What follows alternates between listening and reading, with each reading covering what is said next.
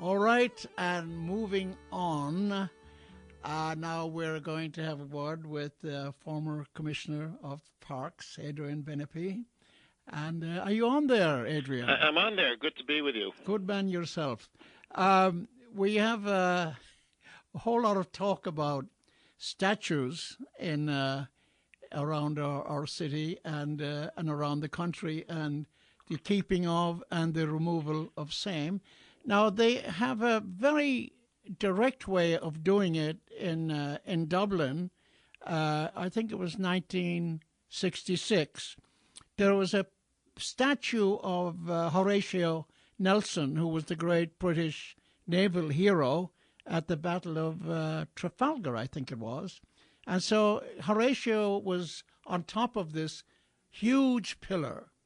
And the some lads, I think they might have been called IRA, decided that why are we keeping a statue of our representative of our 800-year oppressors in our city?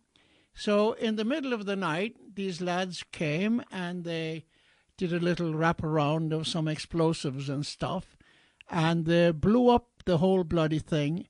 Not all of it, just half of it, and which it had been there for 100 years. And so that's what they did. Now, there was a very unsightly remnant of this thing there.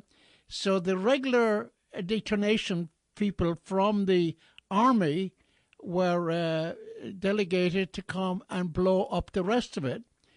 Well, the amateurs who blew it up in the middle of the night did it without breaking a single window.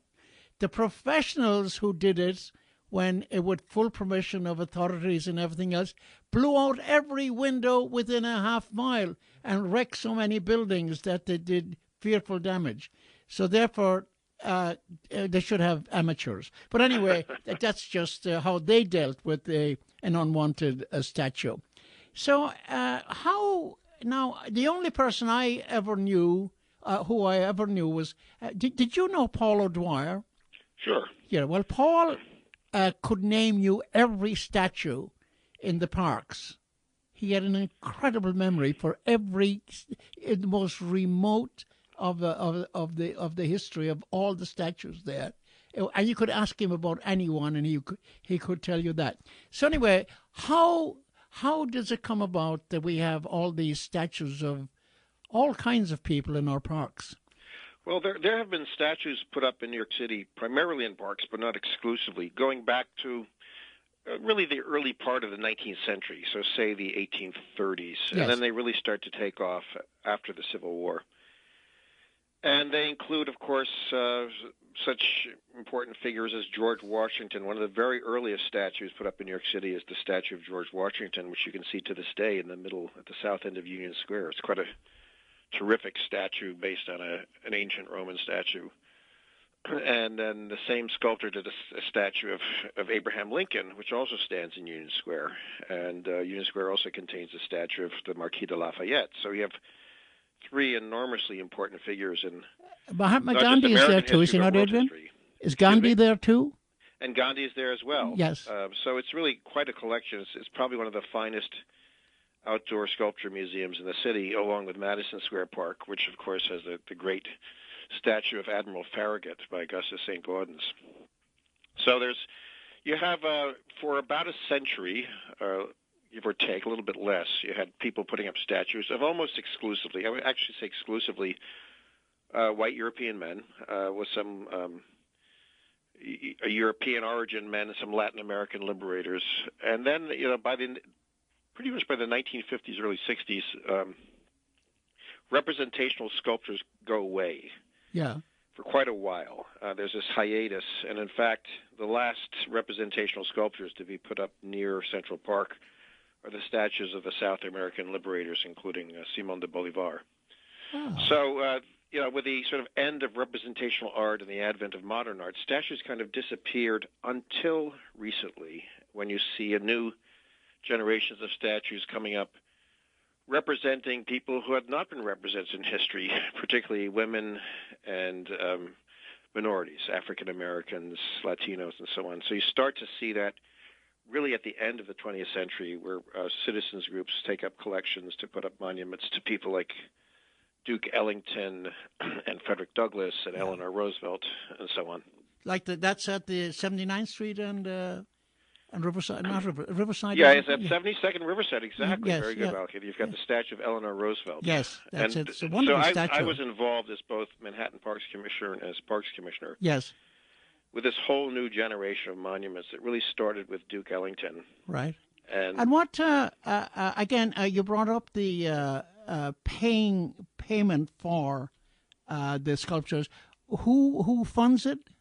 Almost exclusively, they're funded through private donations. That is, groups of people who want to commemorate some individual or some cause will get together and form the committee. In the case of Duke Ellington, for example, Bobby Short, the legendary pianist, Bobby, he led the effort to created a committee of prominent New Yorkers to raise a significant amount of money to commission a sculptor and to go through this 10-year procedure. It's very, very difficult to get new sculptures put up in New York.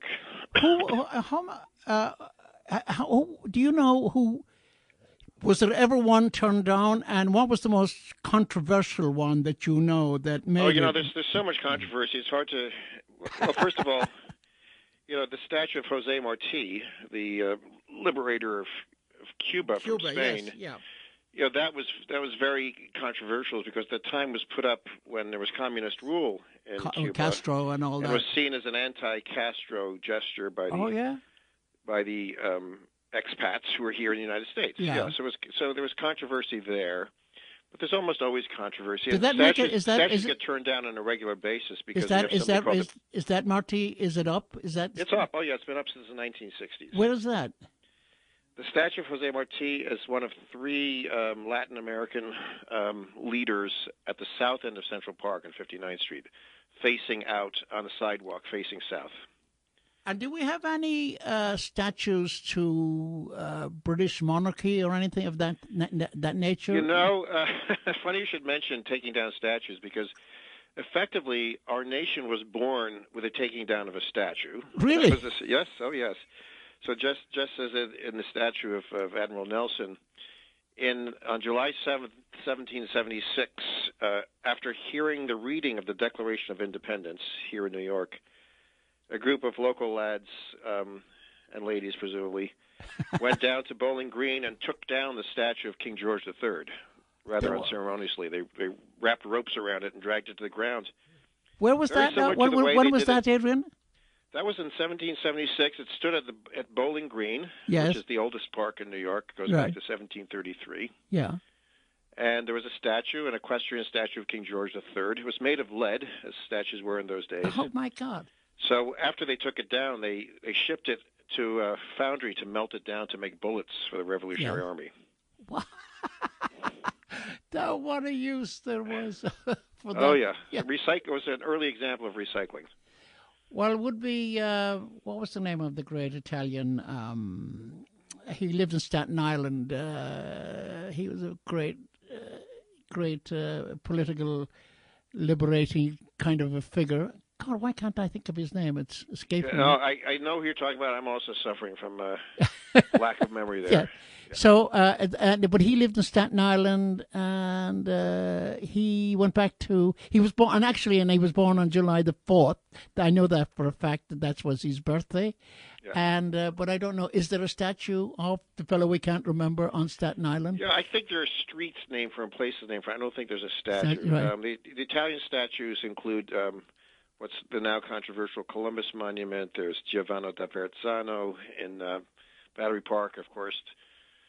Both the bridge, the bridge is named for Verrazzano, and that's there are a number of Italians commemorated in statuary and street namings because of the activities of essentially one man who was very active in commemorating the accomplishments of Italians and Italian Americans. So, in a way, statues and monuments represent the success of immigrant cultures and street namings, because as they come out of their sort of second-class status and become fully acknowledged as citizens and get a few dollars, one of the first things they do is create monuments to their culture, and it's part of the wonderful multicultural aspect of New York City, that we can all be New Yorkers, but we can celebrate our cultures, our ethnic and our national heritage, but still be neighbors and friends.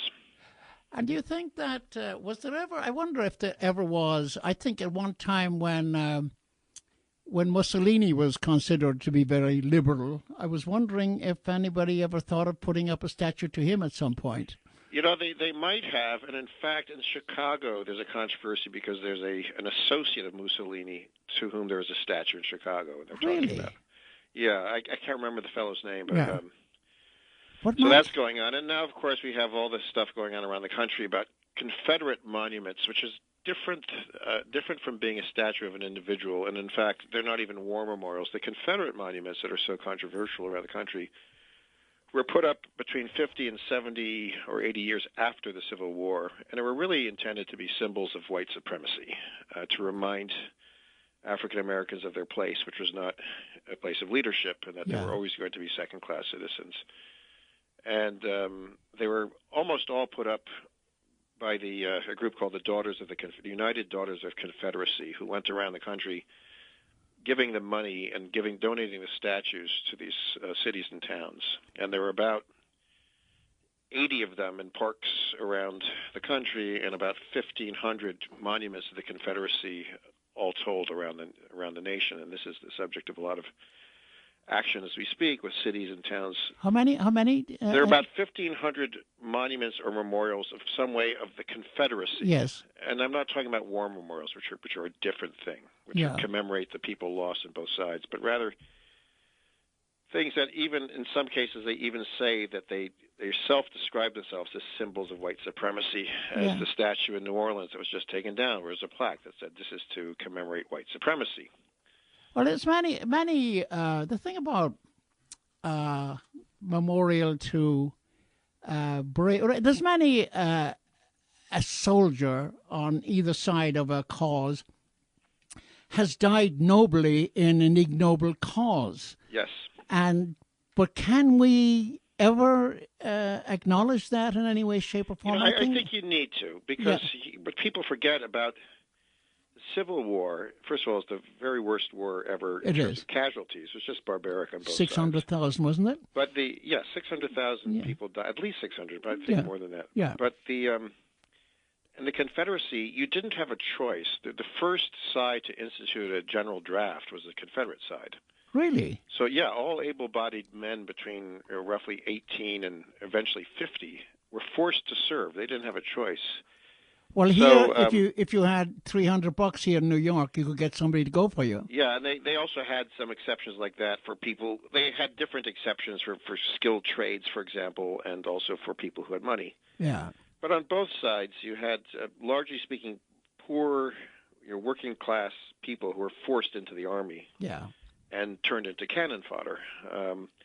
So I think absolutely their sacrifice deserves to be commemorated, but what doesn't deserve to be commemorated are, in my view, and this is strictly personal, the symbols of white supremacy and suppression and oppression of black Americans that were deliberately put up during the Jim Crow era between 1910 and 1925. At the time of lynchings and the second coming of the Ku Klux Klan. Yeah. I read somewhere that the Ku Klux Klan sort of set out as a kind of a practical joke just to frighten black folks at night by dressing up as ghosts, and that it was 5 guys just kidding, if you can call it kidding, or joking, and riding through African American communities and just frightening the people in the middle of the night. And making them think there were ghosts around. But you know, Malachy, I'm not a historian of the Ku Klux Klan, but I do know that the second coming of the Ku Klux Klan, which corresponded again with the Jim Crow movement, and the dramatic expansion of lynchings in the South and elsewhere in the country, was around 1920. And interestingly, that corresponded directly with the creation of the largest monument to the Confederacy, which is in Stone Mountain in Georgia, which is a giant bas-relief of an acre and a half in size on the side of a mountain. And that mountain was owned by a private family, and they left an easement which allowed the Ku Klux Klan to have events there every year. And the second generation of Ku Klux Klan was born on Stone Mountain in Georgia. So that is also a very powerful symbol of oppression. But it's also, to remove it, you'd have to do what the Taliban did to those monuments in Afghanistan. You'd have to destroy them with dynamite. Yes. Yeah. And so there even civil rights activists like Julian Bond have said, look, let's focus on progress, not on trying to erase those symbols of hate, because we can use up all of our energy doing that. So it's kind of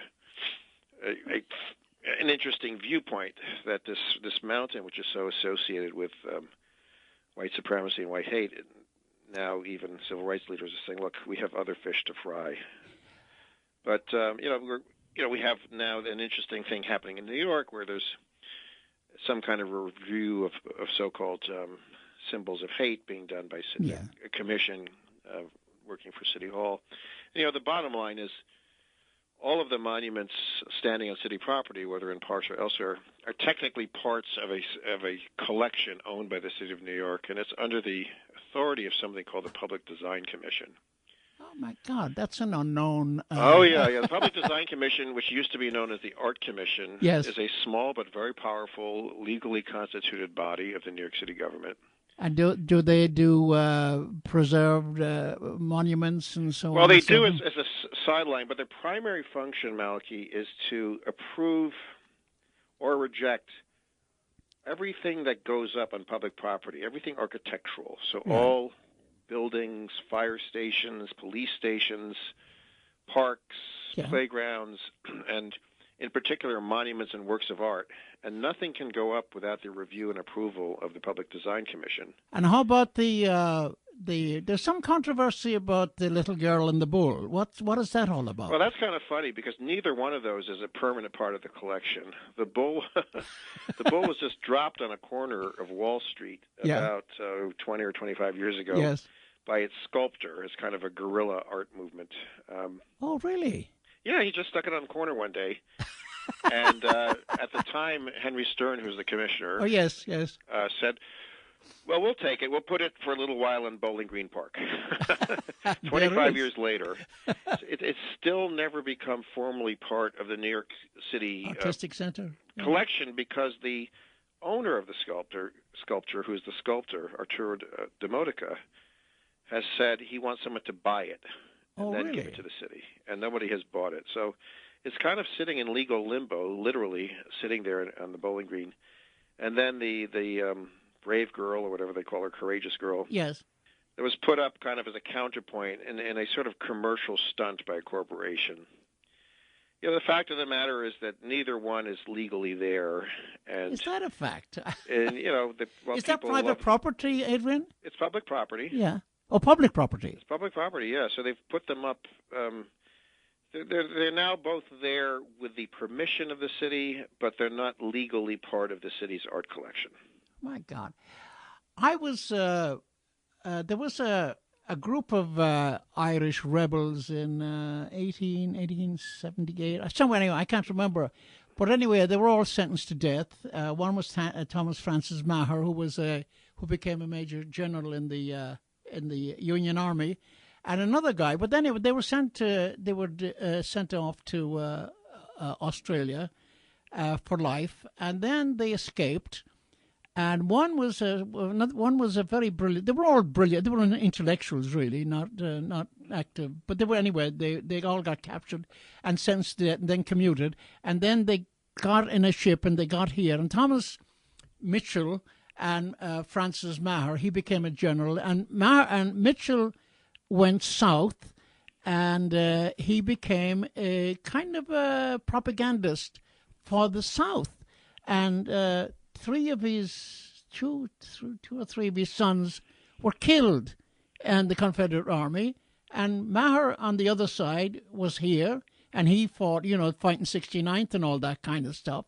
Right. And it always amazes me that people who were fighting for liberty, and then this guy becomes an advocate of slavery or fighting for slavery. His grandson became mayor of New York and resigned in 1915. And that was John Purroy Mitchell? That was him, yeah. His grandfather was an Irish rebel who became a Southern advocate of whatever. Mitchell was killed in an aviation accident. That's right. He fell out of a plane. Yeah. Yeah, and that was he resigned the Mayoralty and became and joined the army. Yeah. And he was in a plane and fell out and got killed. But then very tragic, the whole bloody family was tragic. But it always amazes me that people who fight for freedom on one side and then all of a sudden they become an advocate of enslaving others. It always, all that kind of stuff fascinates me. It's a reminder that it's when you set yourself up to judge people in the 21st century by their conduct in the 19th, it's a very slippery slope. Yes. It's very hard to contextualize, which is why I think the city should think long and hard before they remove any monument, because what I think a nice compromise would be, let's say you have someone who some people think is terrible and some people think is not terrible. You could put up a sign that sort of lays out both sides of the argument next to that statue and let people decide for themselves. But when you start to remove monuments to people, let's say, obviously, if there were someone had snuck in a statue of Adolf Hitler, you could say there's no question about that. But there's a controversy around the statue of the Dr. Marion Sims, which stands in Central Park East on Fifth Avenue or on 103rd Street. Now, Dr. Sims was a very important doctor, probably one of the most important doctors of the 19th century, and he was particularly known as the father of modern gynecology. And he was birth control. One of the things he did was learn how to cure through surgery fistulas, which no one had been able to do before him. Yeah. The drawback in history is that he perfected this technique, curing the fistulas on the 7 African American slaves, in the 1840s, between 1845 and 1849. And at the time, anesthesia was not even invented until he was well into this, and was not widely used at all. But he's viewed as being, some people have compared him to Joseph Mengele because he, quote unquote, experimented on the slaves. In fact, he ended up curing all 7 of them of a terrible affliction. Yeah. And now people are saying his statue should be taken down because he's a racist. And again, that's one of these issues where there's evidence certainly on the side that says that these arguments are highly exaggerated and that all he did was cure these women of their ailments, but it took a long time. He had to go through many procedures because nobody had ever done this before.